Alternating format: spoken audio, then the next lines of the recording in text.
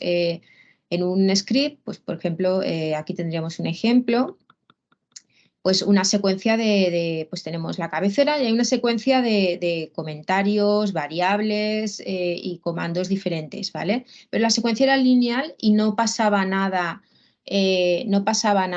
que interrumpiera esa linealidad. Entonces, esto no tiene mucha gracia porque realmente la utilidad de programar es que ocurran cosas diferentes dependiendo de los datos que tengamos de partida, ¿no? Bueno, pues para eso tenemos las estructuras de control de flujo. O sea, son estructuras que me permiten que dependiendo de lo que ocurra, de cómo sea esa variable o los valores que introduzca, cambie lo que hace el programa, ¿vale? Entonces, para poder hacer eso, pues la más sencilla es un if. En un if hacemos una pregunta, que es lo que llamamos aquí expresión. Esa pregunta puede ser verdadero o falso, es un booleano al final, es verdad o es mentira, no hay otra opción. Y lo que ocurra entre el then y el fi, que fijaros que fi es if al revés, o sea, esto se va a repetir en otras estructuras, que la terminación es como el principio al revés. Pues dependiendo de lo que ocurra en la expresión, se ejecutarán las instrucciones que están aquí entre estas dos.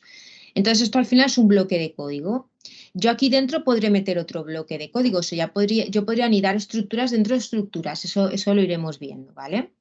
Entonces, pues venimos aquí donde está la flechita, ejecutando, hacemos la pregunta y podemos hacer esa parte o saltar toda esta estructura y porque sea falso y saltárnosla y ya está.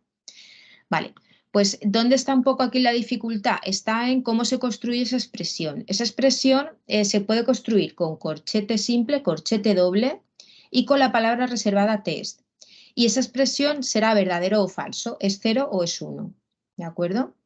Entonces, ¿qué tenéis que tener claro? Pues que aquí al final, dependiendo de cómo sea el dato que yo estoy analizando en esa expresión, utilizaré unos operadores o utilizaré otros, ¿vale? Por ejemplo, aquí tenéis un listado de operadores que tienen sentido para un string o cadena de texto. Aquí a continuación tenéis un listado para comparaciones numéricas y después tenéis para ficheros, ¿vale? ¿Qué pasa cuando queremos analizar algo de un fichero? Esto es que yo estoy enseñando una presentación que está resumida, que no tenéis como tal, porque tenéis un documento más extenso, pero aquí tenéis directamente operaciones lógicas y tenéis incluso en el índice números enteros, canales de texto, o sea, aquí lo tenéis todo más en tipo tabla, pues más compacto, ¿de acuerdo? Y entonces es importante esto, os comenté que no tenemos un tipo de dato como tal, porque muchas veces lo considera todo strings, pero sí que importa aquí a la hora de, por ejemplo, utilizar estos operadores, dependiendo de si eres una cadena o no, o dependiendo de si es un número o no, considerará que tiene sentido no ese operador y tendrá sentido la operación o se quejará. ¿De acuerdo?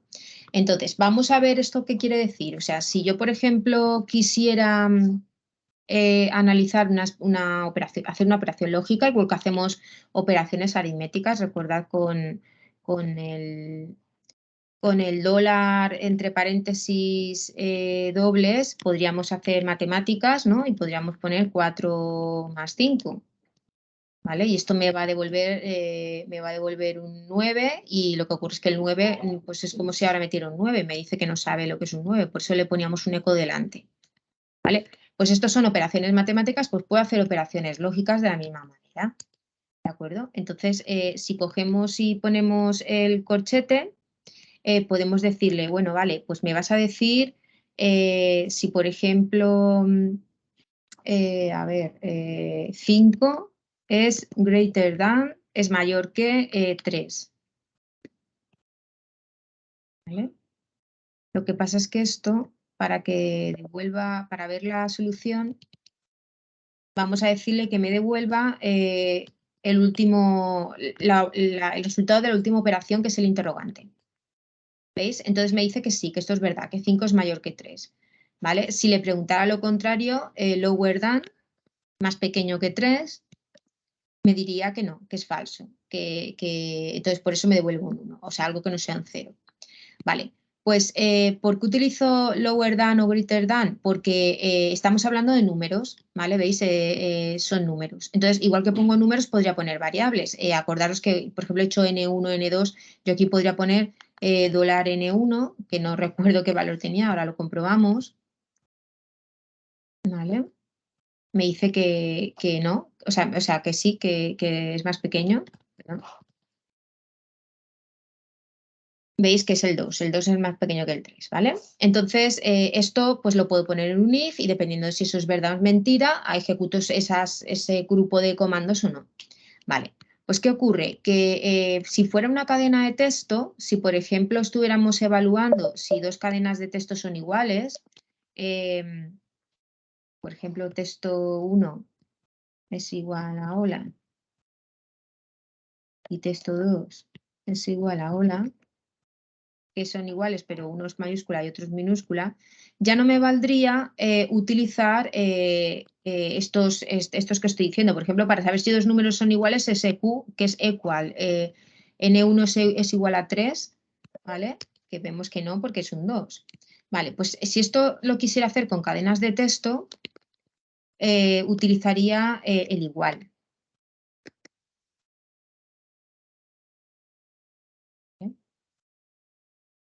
¿Veis? Y me dice que no son iguales.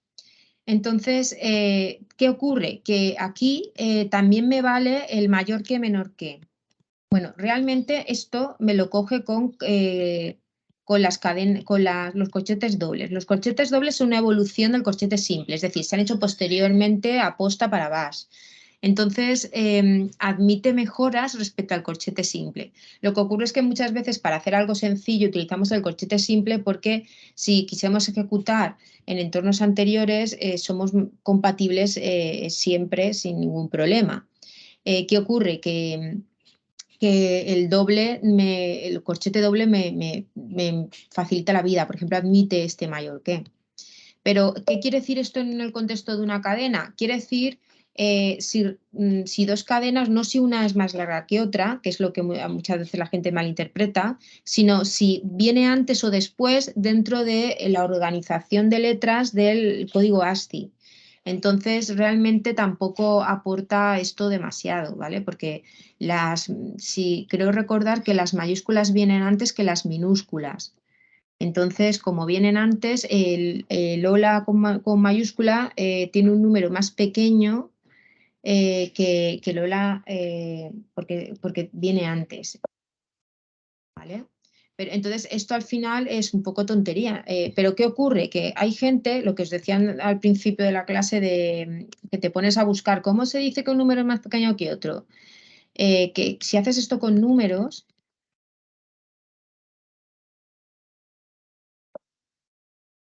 funciona.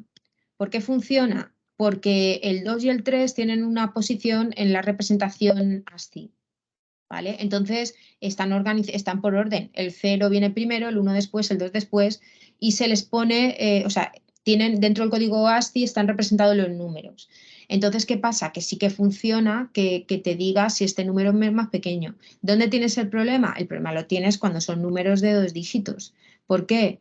Porque 12 tiene un 1 delante, ¿vale? Tiene un 1 delante que es que va antes que el 3, pero 12 es mayor que 3, ¿vale? Entonces, claro, deja de tener sentido con 2 dígitos, con 3 dígitos, porque realmente no hace una comparación numérica de números. Para hacer una comparación numérica, acordaros es greater than, lower than, que es acordarte cómo se dice en inglés, la frasecita, y entonces así representarlo. Entonces, conclusión, mayor que menor, que es para cadenas es para cadenas es texto, y los otros son numéricos, ¿vale? Entonces, la causa típica de las cadenas de texto es ver si tienen contenido o no tienen contenido, ¿vale? Entonces, una cadena lo típico es que tú le digas al usuario, y lo que comentamos, dime tu nombre, y entonces para saber que el usuario realmente ha metido algo y no ha dado a enter sin más y no ha metido nada, por ejemplo, vamos a utilizar T1 y T2 que tienen ahora ahí contenido, pues tú tendrás que mirar si es una cadena vacía. -z será verdadero si la cadena está vacía. ¿Vale? Entonces vemos que es falso porque T1 realmente tiene contenido. ¿Vale? Y en cambio, -n será verdadero si la cadena tiene contenido. O sea, menos z y menos n son contrarios. ¿Vale?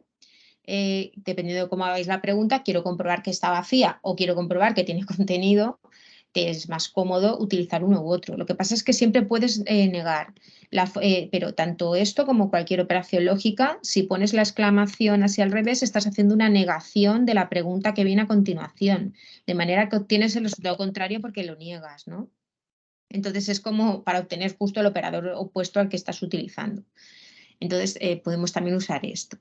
¿Qué ocurre? Que la semana pasada me puse con los de la tarde y les comenté esto, lo digo por si lo habéis visto en los foros, y hice esta prueba en lugar de con los corchetes dobles con los simples. Y con los simples, menos n no está implementado, porque menos n se hizo posteriormente. ¿Qué ocurre? Que no funciona con los simples. Con menos n daba siempre verdadero todo el rato y no entendíamos qué pasaba, y es que no caí en que con los tienen que ser con los dobles.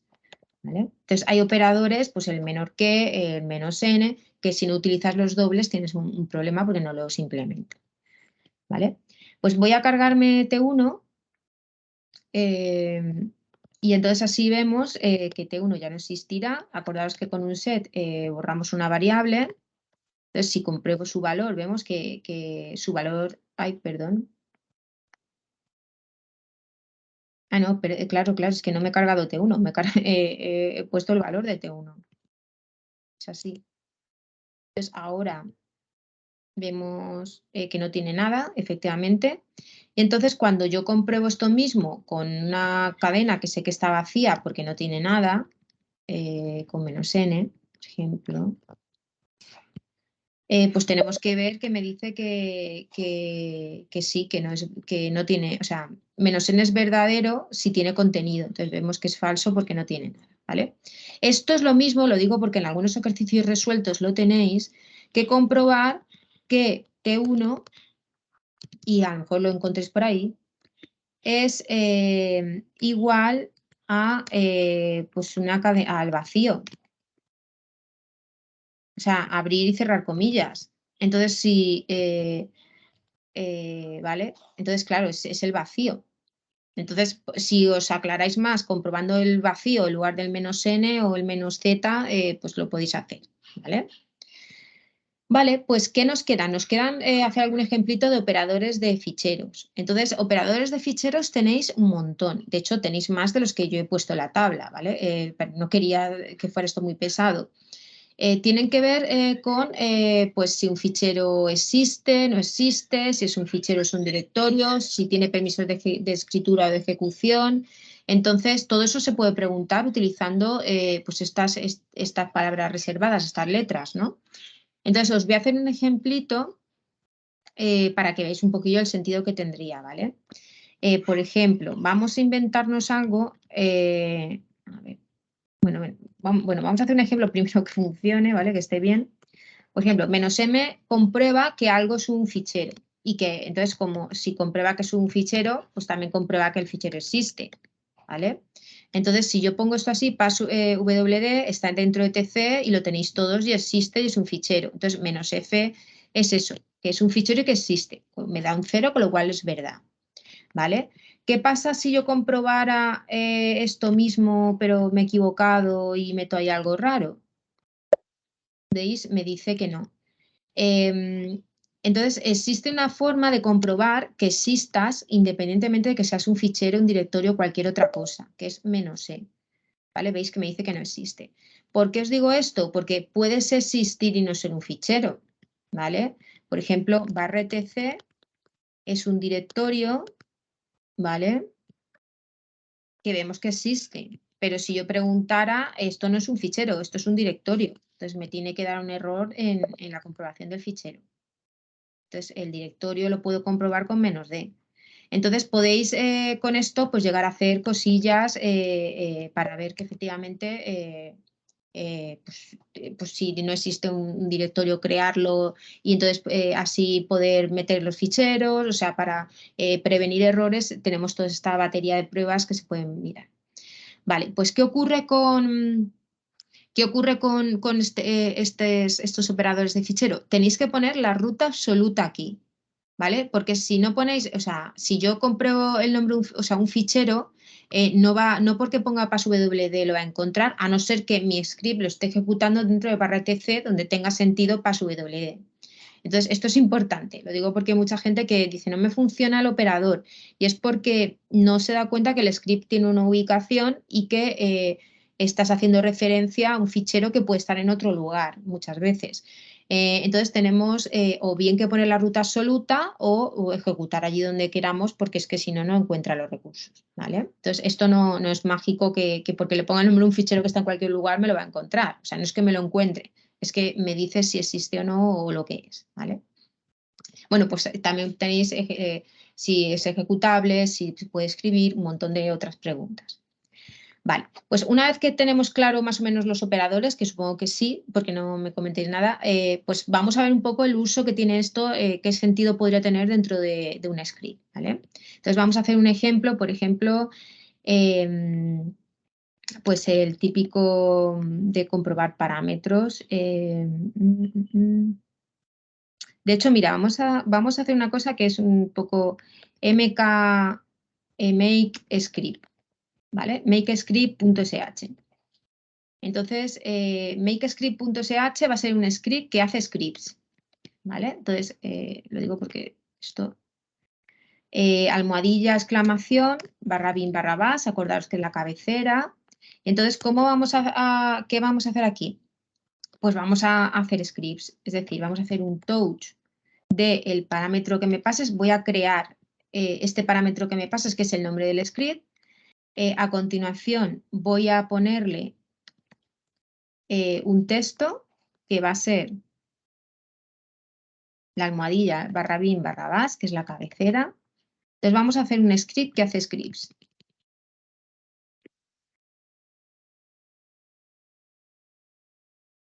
Es decir, este texto, que son las cabeceras, quiero que me lo pongas en $1. ¿Vale? Y después vamos a hacer chmod más x de $1 del fichero. Es decir, creo el fichero, le meto la cabecera, le doy permisos de ejecución, de manera que cuando le pasemos el nombre del fichero a este script, me hará todo ese punto de partida inicial que necesito para hacer un script. Vale, lo guardo.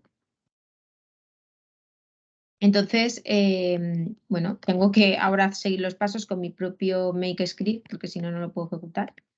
mk script. ¿Vale?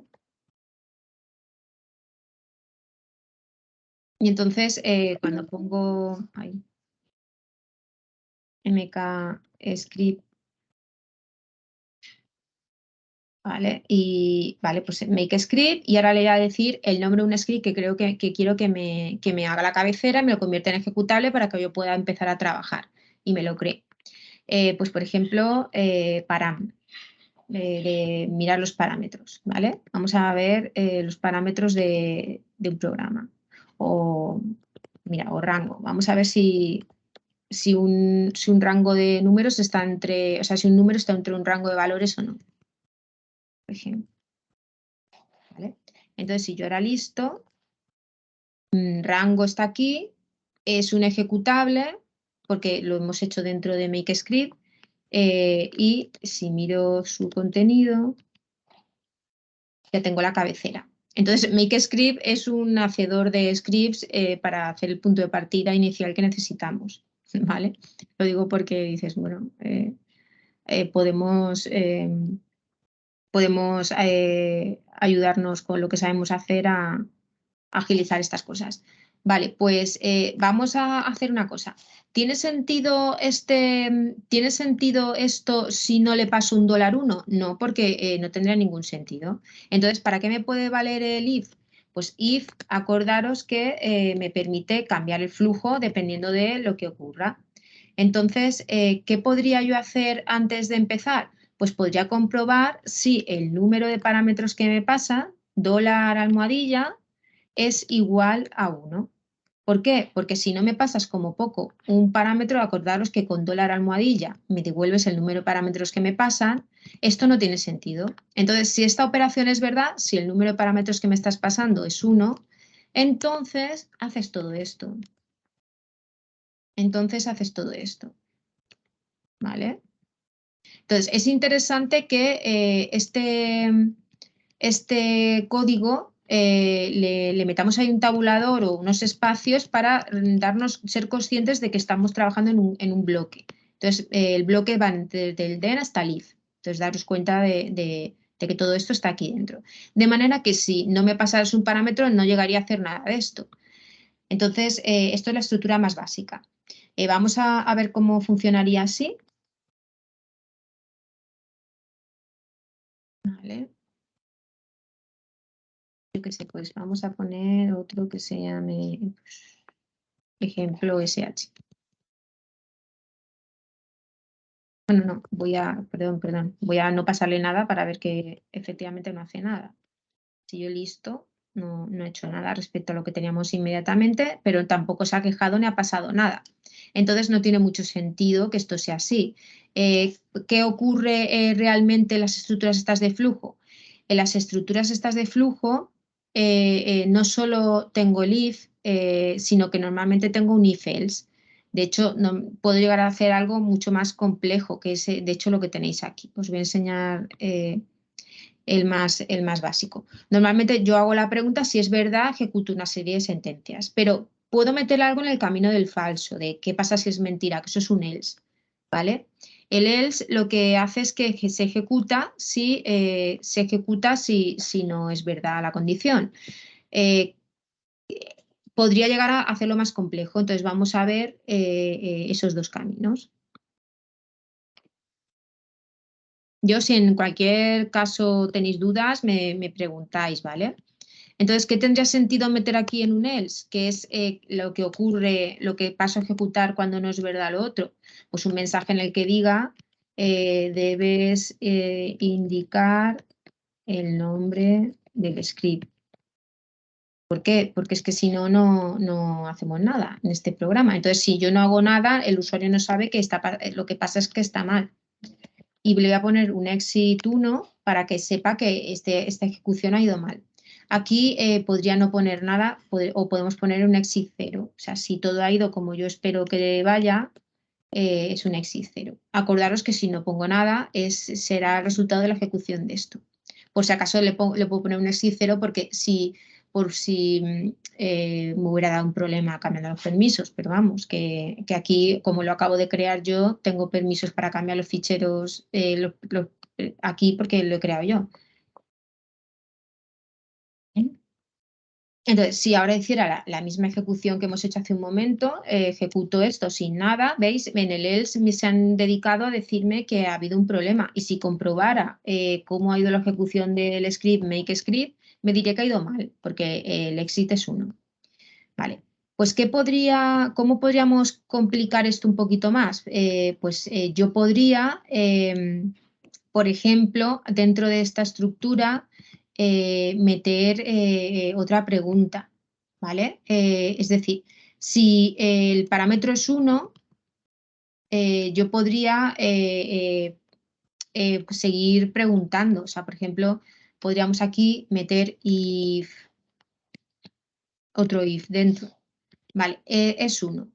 Pero vamos a ver si, por ejemplo, es un fichero. Es decir, ¿existe ya esto que me estás pasando? Porque si existe ya, a lo mejor lo puedo machacar si lo creo.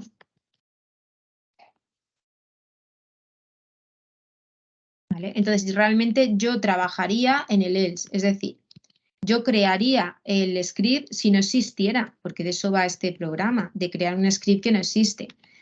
No lo voy a crear si ya existe, porque entonces estás equivocado, me has pasado el nombre de algo que ya existe, entonces lo machacaré.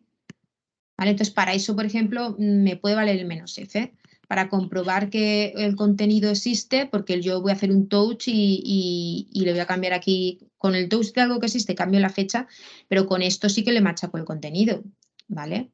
Entonces, si existe, pues te puedo advertir, te puedo decir, oye, que me has pasado algo que tiene ya, que no te puedo crear de cero, porque ya tienes algo que se llama así. $1 ya existe. Entonces, veis, puedo meter estructuras dentro del propio bloque, tanto dentro del if como dentro del else. Y de esa manera hacer un árbol de preguntas. O sea, yo solo me meteré aquí dentro si has tenido un parámetro y solo ejecutaré esta parte si además no eres un fichero, ¿vale? Entonces, pues son formas de evitar que el usuario se equivoque o que se produzcan cosas que no toca y llevar el flujo del programa de una manera o de otra dependiendo de los valores. Vale, pues yo aquí no paso nada, me dice que tengo que indicar tal, pero si por ejemplo pongo ej.sh, a ver, lo crea, que antes no existía, ¿vale? Que lo tenemos aquí. Y si pongo otra vez lo mismo, me dice que ya existe, con lo cual no lo va a machacar porque lo acaba de crear, ¿vale? Entonces, acabamos de hacer una herramienta que, pues eso, que tiene diferentes posibilidades dependiendo de lo que ocurra. Vale, pues, ¿cómo es la estructura del if else más compleja todavía? Pues nosotros, por ejemplo, voy a utilizar uno que hemos hecho, el del rango, mira, rango.sh, que lo hemos hecho para comprobar un rango de valores, ¿vale? Pues, por ejemplo, si nano rango.sh. Si quisiéramos comprobar si estás, por ejemplo, entre dos valores, por ejemplo, podría decir para saber si estás aprobado o estás suspendido, ¿no? A ver, si le pasáramos la nota del alumno, que sería $1, si es greater than 5,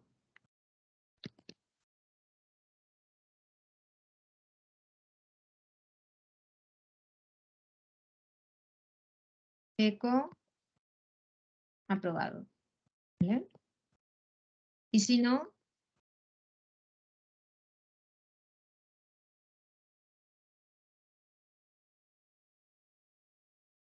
suspendido, ¿vale? ¿Qué ocurre? Que esto sería pues el if else que hemos visto.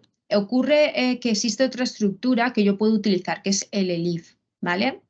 El elif lo que hace es que si el if es falso, no pasa al else. Puedes hacer otra pregunta. Entonces, el elif lo que hace es que admite a continuación la pregunta otra vez con una expresión que podría ser de cualquier tipo, no tiene por qué volver a ser sobre $1 ni nada parecido, pues simplemente pregunto sin más. Pero mira, vamos a consultar si eres igual a 5. ¿Vale? Entonces, si eres mayor que 5 o eres igual a 5, también estás aprobado.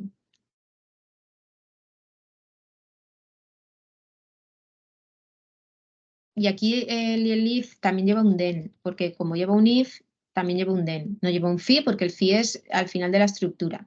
Entonces, yo podría meter un elif ahí de manera que preguntaría si esto es falso. Y si el elif fuera falso es cuando haría el else, ¿vale? Solo en ese caso. Entonces, tanto metiendo un if dentro de otro o dentro del else, como volviendo a preguntar con un elif, puedo hacer esta estructura mucho más compleja. ¿Vale? Lo guardo y vamos a ejecutar rango, que como hemos hecho el chmod y todo dentro del MakeScript, rango es más rápido. Acordaros que esto necesita que le pase una nota, le decir que el alumno tiene un 7, me dice que está aprobado y si le digo que tiene exactamente un 5, también está aprobado. ¿Vale? Y con un 3 tiene que estar suspendido. ¿Vale? Pues igual que puedo meter un elif, puedo meter más. O sea, yo podría decir, vale, no tienes, eres mayor que un 5, pues podría poner aquí un elif, por ejemplo, $1 greater than, mira, de hecho podría poner lo de equal a 5, en realidad no era necesario porque yo tengo greater than, que es mayor que, o greater or equal, mayor o igual a 4. Pues si tienes un 4 o más, pues le podemos poner un mensaje de ánimo, te has quedado cerca. ¿Vale? Entonces, podríamos hacer preguntas elif, las que sean necesarias, ¿vale? Por ejemplo, voy a poner un 4 ¿Veis? Ánimo, te has quedado cerca y con un... claro, es que te está cogiendo números enteros. Pues eso, es que, claro, no te puedo poner un 4,5 porque va a pensar que es una estructura rara. Pues eso, que al final con un 3 me hace suspendido, con un 4 aprobado y con un 5 también aprobado. ¿Vale? Vale, pues más o menos ha quedado claro la estructura esta del árbol, del if, y luego que se pueden anidar, que puedes meter uno dentro de otro. O sea, este bloque puede a su vez contener otra estructura de estas, ¿vale? Más o menos. Vale, pues bueno, pues una cosa súper típica es lo que hemos dicho de comprobar el número de parámetros, o sea, comprobar con almohadilla, o sea, con dólar almohadilla, que el número de parámetros que yo espero recibir, que eso lo hemos hecho en MakeScript. O sea, una cosa muy típica es esto, comprobar que el número de parámetros que me vas a pasar es los que yo espero o al menos es más de los que yo espero como poco, ¿no? Que a lo mejor puedo, o sea, te podía preguntar si es mayor o igual a 1 y si me pasas 3 palabras o 3 números, o sea, si me pasas más de lo que espero, ignorar el resto, ¿no? Pero como poco necesito que seas 1, porque voy a utilizar $1 después. Entonces, esto es una cosa muy típica que la vais a necesitar y es una buena práctica comprobar estas cosas. Entonces, aquí ya necesitas un if then. Lo que pasa es que una cosa que puede ocurrir es que el árbol este de preguntas se haga muy profundo, empecemos ahí a mirar muchas opciones, ¿no? Por ejemplo, lo de las notas, podríamos empezar a mirar, si tienes más de tal, eres un bien, si no, es notable, y hacer un árbol muy grande, ¿no? Entonces, para hacer una estructura de estas de flujo más compacta, existe una estructura que es el case, o sea, se bifurca se bifurca el flujo dependiendo pues, el valor de una variable. Entonces, un case espera recibir una variable, o sea, que var tenga un determinado valor y en función del valor de var, ejecutar una serie de opciones, el 1, el 2, así hasta que le demos n opciones y después contempla la posibilidad de que exista un comodín, cualquier otra cosa. Entonces el asterisco será verdad en cualquier caso. Entonces, ¿cómo funciona esto? Pues funciona de manera que pues var, imaginaos es un pues es hola, y entonces si dependiendo de si aquí te estoy pidiendo, o sea aquí te pondría adiós, te pondría buenos días, te pondría no sé qué, y cuando encajara con hola, se metería en esa opción. El punto y coma implica que una vez que se meta en esa opción, se va, termina. Si no lo ponemos, seguiría ejecutando. Con lo cual, fijaos que el punto y coma este es necesario ponerlo para que el case solo vaya por una rama de la bifurcación. Y todos son válidos, es necesario introducirlo siempre al final. ¿Por qué? Porque aquí se va a meter siempre. Si yo metiera esta a la primera, encajaría ya con esa opción, no haría las anteriores. Entonces, y haría aquí siempre, porque esta la va a cumplir cualquier valor.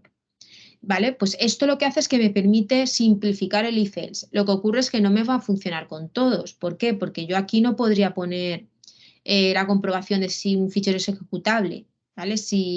Que implica poner un menos X el fichero. O sea, esto me vale para si este valor es igual a este, ¿vale? Directamente equiparar, pues eso, normalmente es con strings, con lo que vamos a utilizar un case. Vale, pues dicho esto, vamos a hacer un ejemplito de esto. Entonces, con el make script este rápido, vamos a decir pues algo que me mire, por ejemplo, sí, pues vamos a hacer un examen de borrar.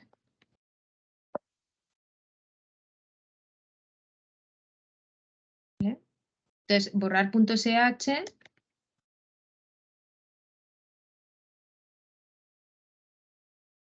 me va a borrar el contenido de lo que yo le diga. Entonces, le vamos a decir read menos P indique el fichero a borrar.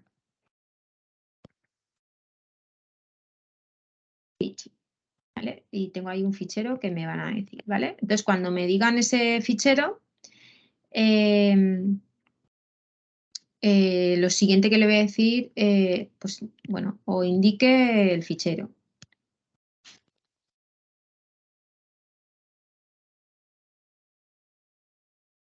¿Vale? Entonces, le vamos a preguntar,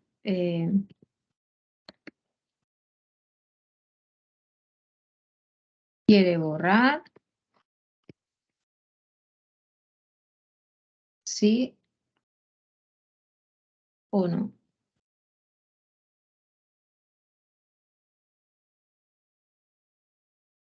Y eso va a ser la respuesta.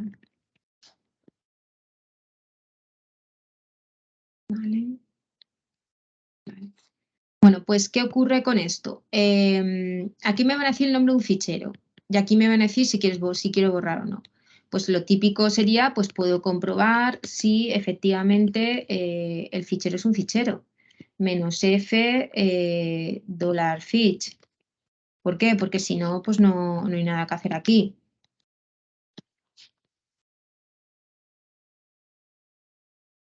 Entonces, en el else, ¿qué ocurre? Pues en el else te puedo decir que no eres un fichero, porque sería verdad, o sea, sería falso cuando me meto aquí.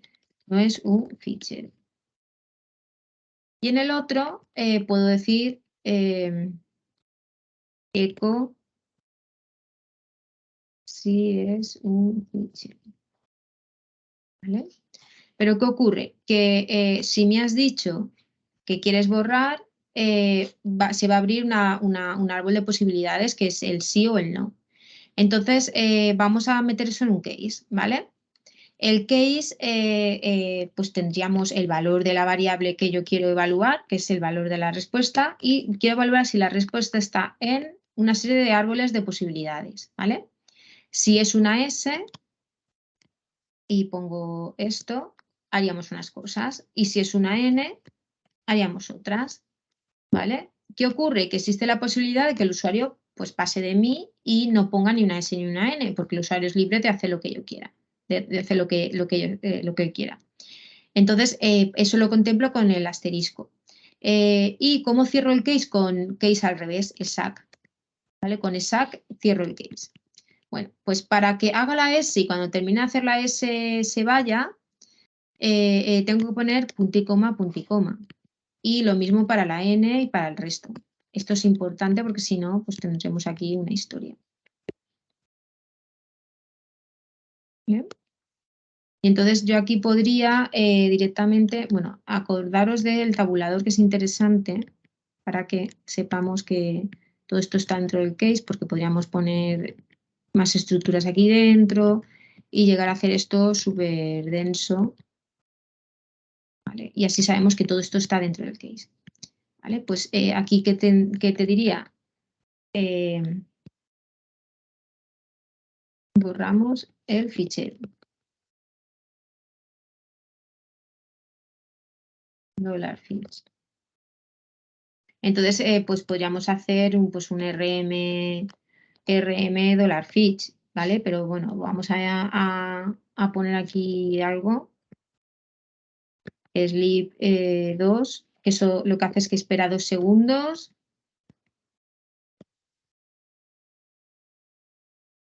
Es broma.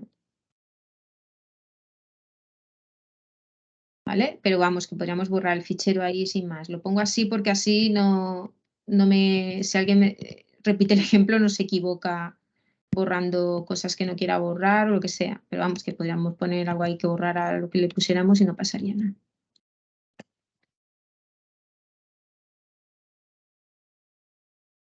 No borramos nada. ¿Vale? Y aquí, ¿qué ocurriría? Pues aquí es que el usuario ha puesto algo que no tiene sentido. Entonces pondríamos opción no válida.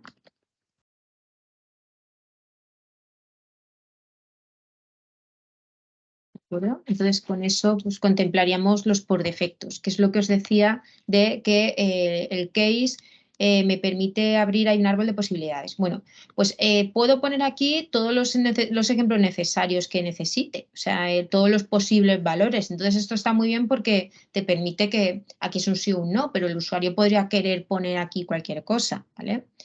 Entonces, o sea, podríamos abrir a pues, números del 1 al 10 y cada número implicar una cosa diferente, o letras, lo que sea. Entonces, el case me simplifica respecto a una estructura if-else que es más compleja. Vale, pues si más o menos tenéis claro lo que hace esto, vamos a ver si efectivamente lo hemos hecho bien. Vamos a probarlo. Pues ejecuto borrar .sh, que en principio borra cosas. Vale, me dice, indique el nombre del fichero. Pues le puedo decir un fichero que exista, pues etc pass.w, que es un fichero que existe, que lo tenemos todos ahí. ¿Quiere borrar el fichero? Sí. Le pongo una S.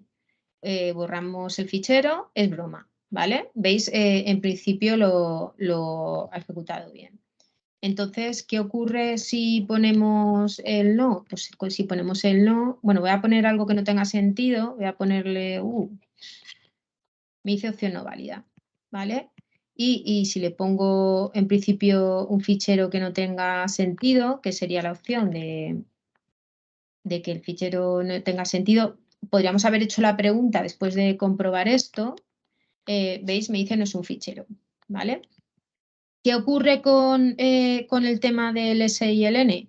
El problema que tenemos aquí es que espera recibir exactamente una S y una N. Es decir, que si yo te pongo, vamos a ponerle otra vez algo con sentido para pasar el primer filtro. Si yo te pongo un sí, que en principio, ¿veis? Me dice opción no válida. Entonces, ¿por qué? Porque espera recibir exactamente una N, ¿vale? ¿Cómo podemos resolver esto? Pues podemos poner una S para admitir tanto la S como un sí. Aunque le decimos que es SN, el usuario puede querer ponerlo un poquillo diferente, ¿no? Entonces, podríamos cubrir esa posibilidad poniendo, por ejemplo, la S tabulador, o sea, tabulador, rayita vertical, S minúscula. De manera que esto admitiría las dos, ¿vale? Esto admite tanto la S como la N dentro de esa opción. Y de esta forma cubriríamos las mayúsculas y las minúsculas.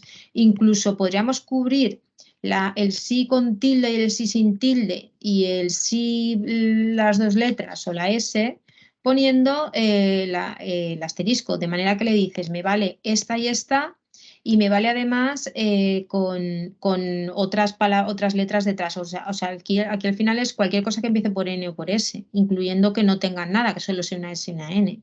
Entonces, el case te permite hacer estas cosas, meterle con el palito opciones, ¿no? Todo esto también es válido. Y puedes meter aquí comodines.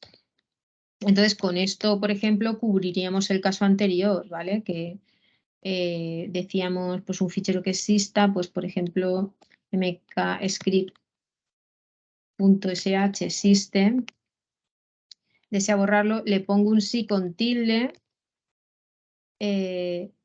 ¿veis? Y ahora ha colado. El sí con tilde minúscula entra dentro de lo que considera que es válido, ¿vale? Entonces, el case veis que al final me simplifica cosas y me ayuda a que sea más legible muchas veces. Pero es importante que recordéis la sintaxis, es punto y coma al final de cada opción. Y esto tiene que ser la última opción porque si no, esto es un colador, ahí se va a meter siempre.